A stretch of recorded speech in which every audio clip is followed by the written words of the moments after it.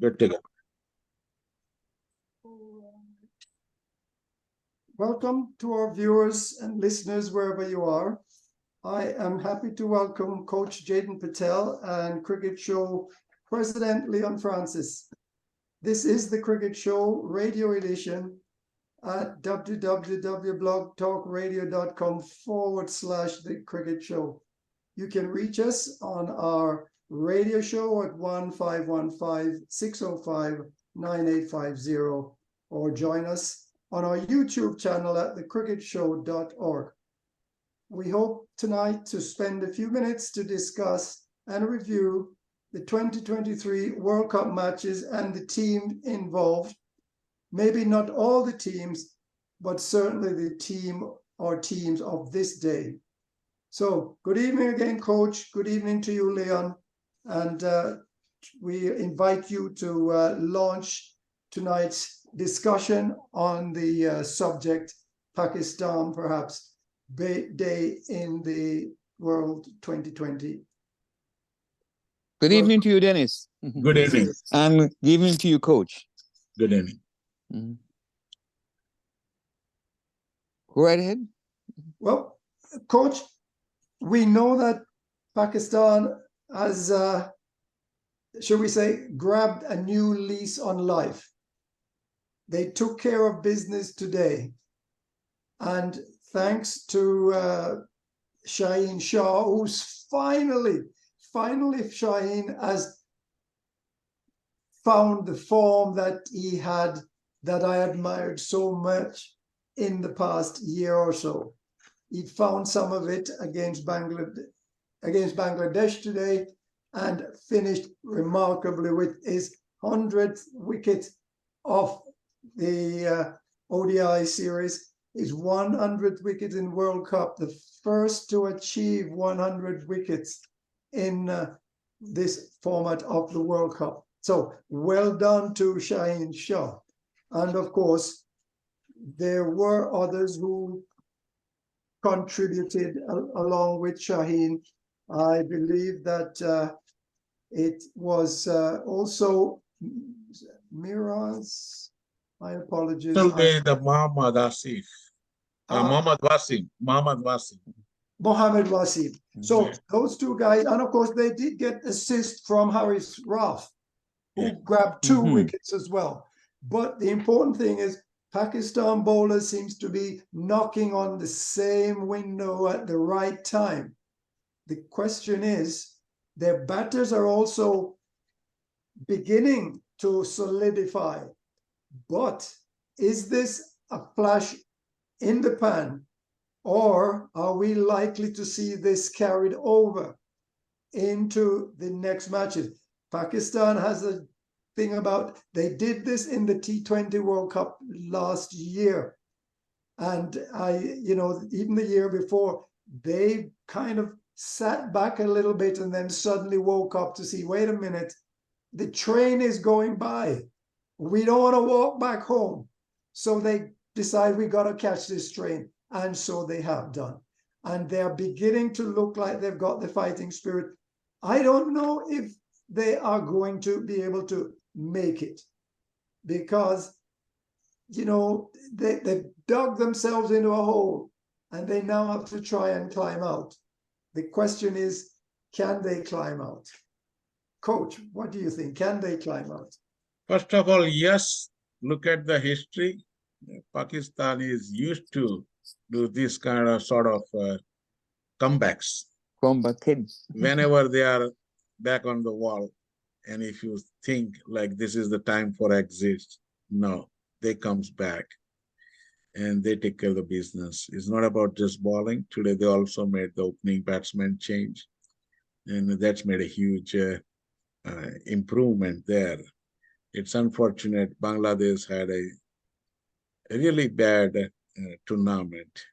If you compare this particular tournament with the 2019 World Cup in England, they were really good. And then there's a lot of good performance in that World Cup. So in a matter of 4 years, Bangladesh went down. And because of that, this is the exit. This is the first team eliminated from the 2024 World Cup.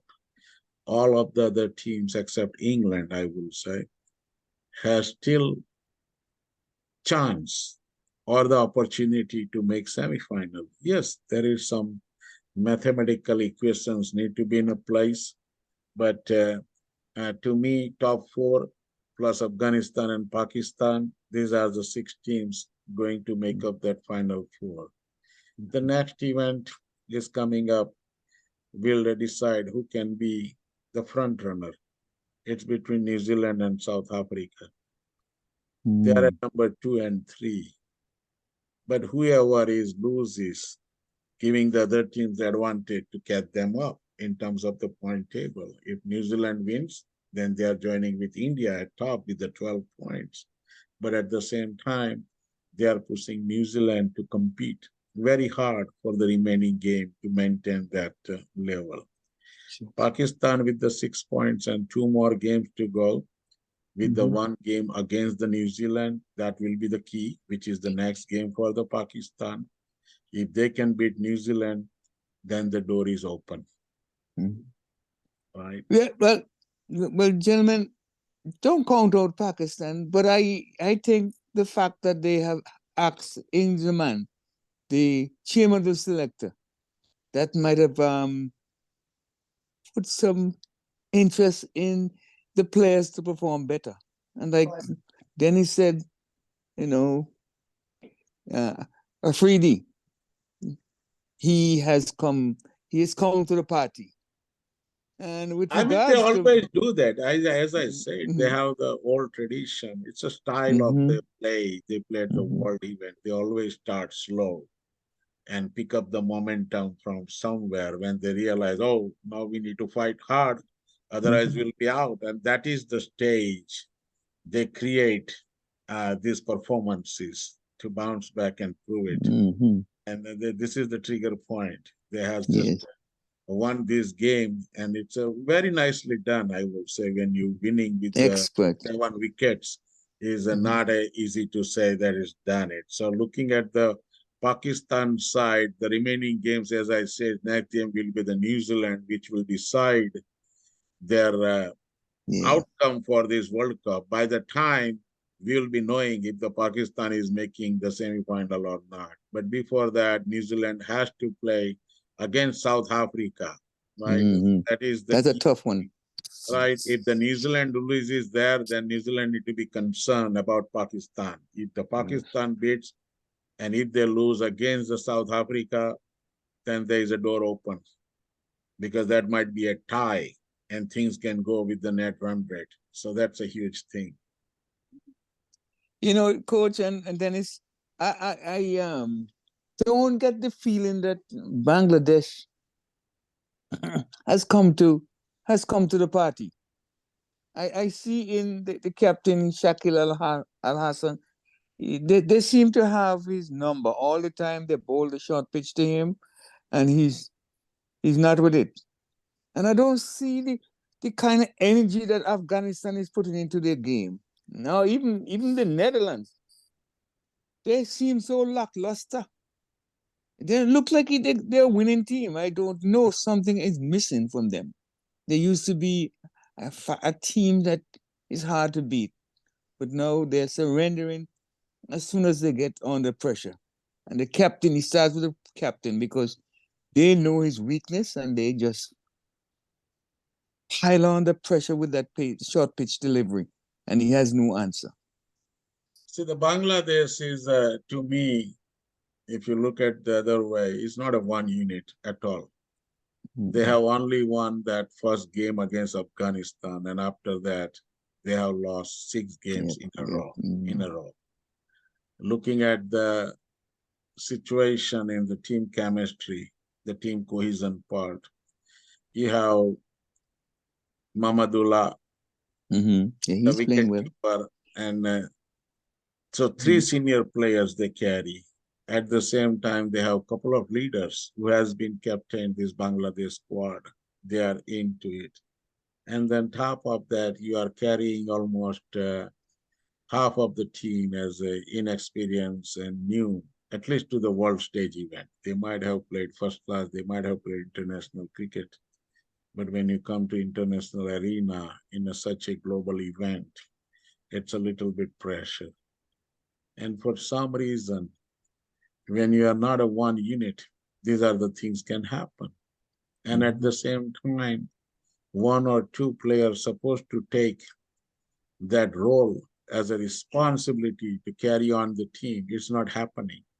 None of the player has performed well in this tournament, and because of that, team is losing day by day. With the remaining two games, I will say, even they come out with any consolation win, I'm doubtful on that, because the next game they are going to play is against the Sri Lanka, and the final challenge is the worst. It's against Australia. So if this Bangladesh may have a slim chance to me, my opinion. They may do well against Sri Lanka, but after that, you don't even expect any consolation win in this tournament. But for the Pakistan, yes, they are regrouped, and looks like there are certain things working well, especially on batting side today. They did really well. And same thing with the bowling. Yes, they have some missing component there because of the injuries, and that will be the decider. You cannot win the tournament with 1, 2, or 3 bowler or 1, 2, 3 batsmen. You need to have more than that, and that is the where I say missing component. You talk a little bit, Dennis. You talk a little bit about the top 4, at least. Yes. But I still feel you got the India. Well, let me just say this. You gotta watch Australia. they have gotten back Travis Head, and I tell you that seemed to be a key component of their team. And if he is on and Warner is doing fine, watch out. Don't count them out yet. Yeah, Leon, you mentioned Pakistan doing a little poorly in the batting department, but how well they had done in the past. And the issue here is that in the past, for over the past year almost, you could say Pakistan has been held together by 3 things: Babar Azam, Mohammad Rizwan, and Shahid. When those 3 fail to come off, the team struggles. There are times when Barber fails and Rizwan picks it up, or the reverse. But it's very rare that they fail together. And in the past year, remember how they've challenged the Indian top batters for the MRF titles, in batting and bowling and who's on top and who's on second. And during that past year, we've been seeing Pakistan, Azam, Rizwan, Shahid. But this year, 1 or 2 have lost form, connection, something has happened, and they've not been as reliable and forthcoming and productive as they have been in the past. And that's when we see Pakistan falling flat. Today, they had the good fortune to bring in not just Abdullah is reliable, but they brought back Zaman. And it's opening slot. He made a big difference in that opening position, solidifying that opening partnership with Abdullah. And once they set the target moving, then they knew that they had to achieve certain goals after a certain number of overs. And they worked very hard for that. And it seems when Azam went as easily as he did, of course, by that time, they were no longer in a hole. They had plenty of opportunity to work on trying to increase their net run rate. So that's the situation. If either of those 4, now Abdullah, Zaman, Azam, and Rizwan, if they fail in any of the next 2 matches, then you can count Pakistan out. Although I'll be honest with you, I think they're in for a hard slog because Australia only has to win, maybe against Afghanistan or Bangladesh or England. Australia's playing 3. And right now, England is next. Being in the number 4th slot right now, Right. I think Australia looks very much like they could scrape through, and I'm afraid you said India in the 4th spot?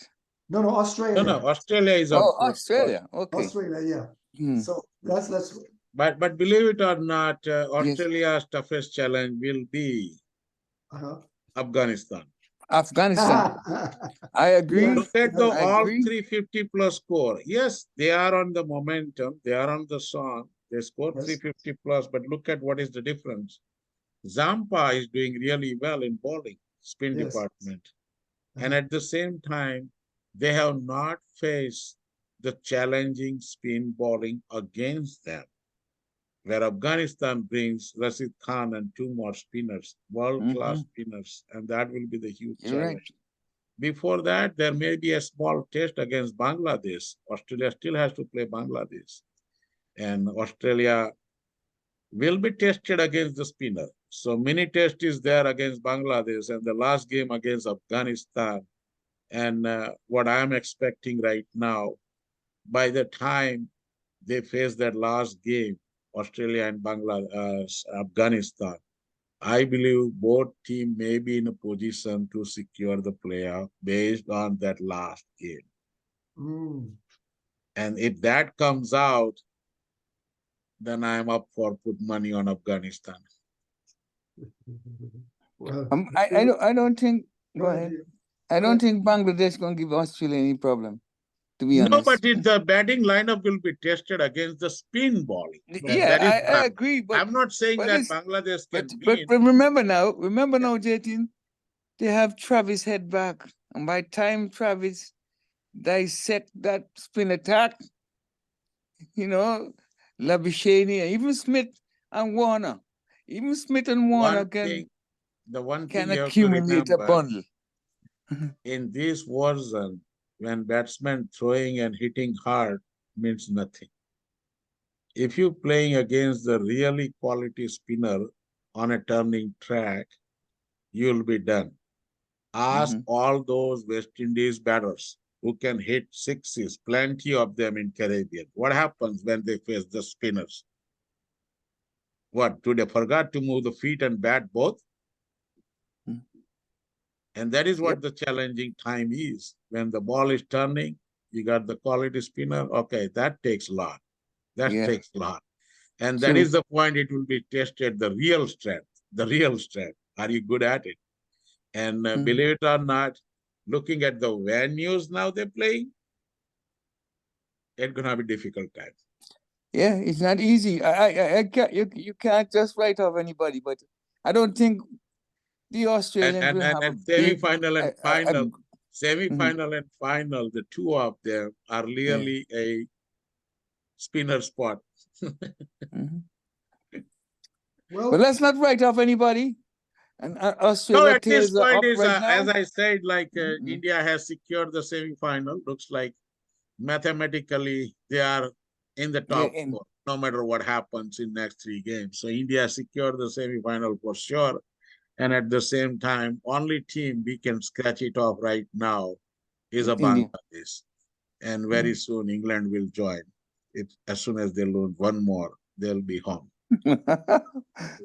Well, and England still believes that they can do it. They have a slim chance compared to Pakistan and Afghanistan, right? Well, when they do it, you need to wake me up, Leon, because I must sleep. They got to win all the games, right? Am I correct in saying all the games? Yeah, they have 3 games. Most they can get is 8 points, and they have a minus 1.6. Yeah. Net run rate. It's never in a year of Sundays. It has to be that they could make that. But, we'll see. While there's life, there's hope, I suppose. But I don't see it happening in this year World Cup. Interesting times. So I will say we can wrap up here. This is the show is about Pakistan eliminated Bangladesh, and this Yes. is the first team taking the exit out of this tournament. Even they have 2 remaining games. We may expect any consolation win, but the Bangladesh is the first team to walk away from this World Cup. And definitely every day we're going to have sensations coming, because now it's a time to count teams who are securing the playoff and who are taking the exit from the World Cup. Could it be though, Coach, that Pakistan has eliminated Bangladesh, but could it be that it was Afghanistan who eliminated Pakistan? It's a maybe, but the still chance is there. The mathematical chance is there, and that is the reason we don't want to write it off anyone unless we really know that they have the impossible target in terms of the points to go in the playoff, right? Yes, sir. Okay. Well, let's hope that they don't stone the Bangladeshis when they go home. Because, you know. I will say we can catch up tomorrow night at the same time. Yes, indeed. This exciting game coming up. This is the New Zealand and South Africa. They are at number 2 and 3. Yes, and result will decide what the floodgate they are going to open for the team at 5, 6, 7, especially Pakistan and Afghanistan. It will be a little bit decider to see. If the New Zealand wins, it can be a different story. But if the South Africa wins, then the gate is open. Gate is wide open. So it's good night, gentlemen. Good night from me. Good night, all. Cricket Show. Join us again in our next edition, maybe tomorrow. Thank you all. Leon, good night, Coach. Good night to you, Dennis and Coach. Good night. Have a blessed evening. Thank you. You too.